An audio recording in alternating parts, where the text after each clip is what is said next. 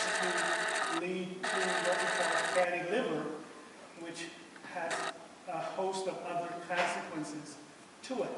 So I strongly suggest that you avoid sweet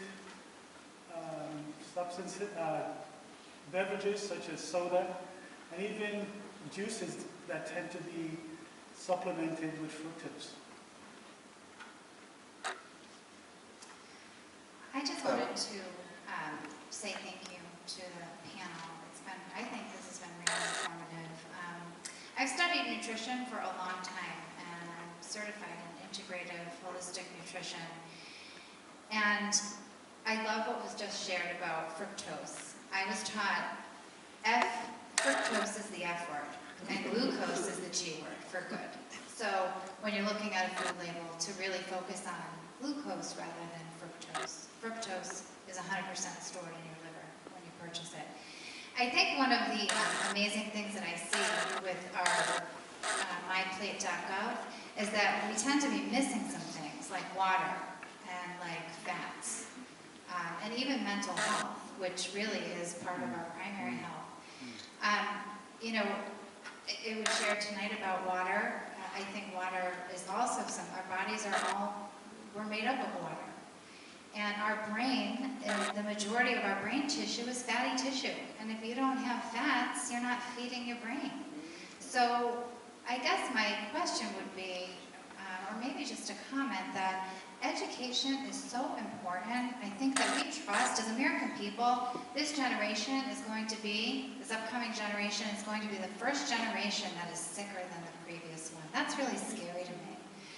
And I think, you know, as a generation, or as a nation, we trust, American people trust that if you see it in a grocery store, it's going to be healthy for you.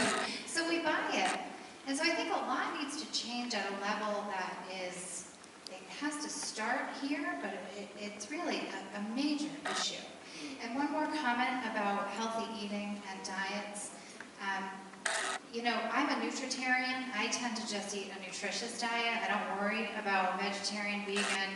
I limit my meat intake, especially my red meat intake. But there was a study done, and it's called the Blue Zone. I'm sure that you've heard of the Blue Zones. And in those Blue Zones, people, especially there's a little island off of the coast of Italy, where they live into their hundreds today.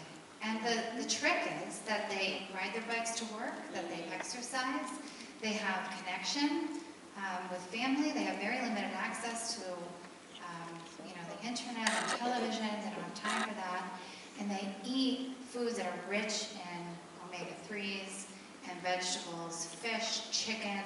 So really, what's good for one person can be poisonous to another.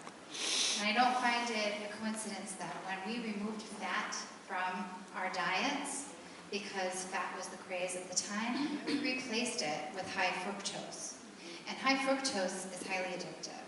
So a lot of us are walking around, I know I'm addicted to sugar, so I have to work really hard not to eat sugar. It lightens our brain like a drug. So it's really important. I think some of these questions asked tonight are, you know, where's the information we can find to make sure that we really can be healthy? So I appreciate everyone on the panel. It's been a really great night. Thank you. Closing thoughts for me. Well,